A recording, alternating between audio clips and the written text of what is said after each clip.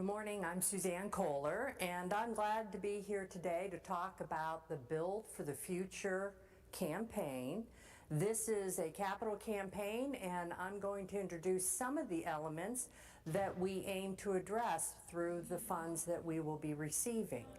I'm going to start with a story about my friend Victoria, who I invited to join us at the Lessons and Carols service in December. She had never been in the church, so as she entered, she caught a quick glimpse of the sanctuary and shared a first impression which captured sentiments shared by many of us. It's a lovely setting, such a classic church environment.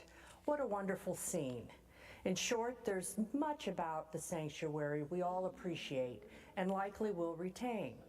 At the same time, there are opportunities to improve, not only through updating aesthetics and finishes of our sanctuary, but addressing functional improvements as well. For those with mobility challenges, our current sanctuary may only be accessed via the colonnade walkway, which encloses the garden and the columbarium, or the Monroe Street ramp, which provides access to the sanctuary at its midpoint.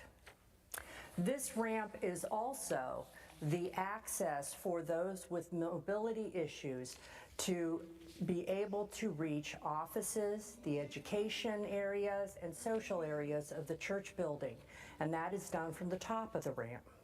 This configure requires exiting the sanctuary building to access the rest of Larchmont Church's spaces, as the interior passages all have steps.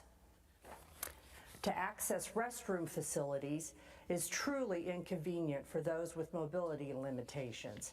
Access to the chancel currently is only via the stairs, as well as indicated by this photo.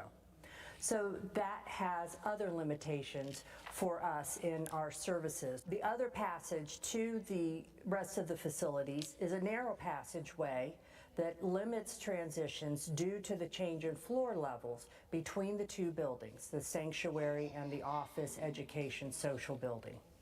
Creating an inclusive environment for all will include interior ramping connections and consideration of restrooms easily accessible and potentially additional restrooms near the back of the church. At the back of the church, we have our narthex, which serves as our main entryway. The narthex has recently received upgraded lighting, and although much brighter, it still remains a very limited space. Evaluating how to create more open arrangements within the narthex will be explored, and renovation will aim to create an entry narthex that can accommodate current needs and anticipate future options, adding a useful, welcoming environment to the church. The sanctuary has needs that may not be obvious when we gather for worship. The electric panel which serves the sanctuary is aged. The HVAC system for heating, ventilation, and air conditioning is close to the end of its useful life. In short, the systems that support services have inherent challenges. Lighting options can be improved as well, and the current sound systems require manual setup in the hope of achieving the correct configuration to adequately capture special music programming when we do so. Meanwhile, in the loft, the equipment and personnel that support media displays and provide streaming of services is set up with folding tables and limited workspace.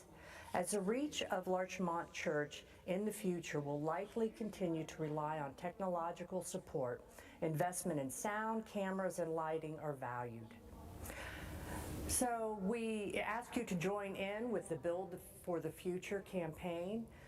Not only your financial resources that we are pulling together for the church, but that we come together as a congregation to support the future of our church and for generations yet to enjoy what we have come to know as our home. Join us as a living stone.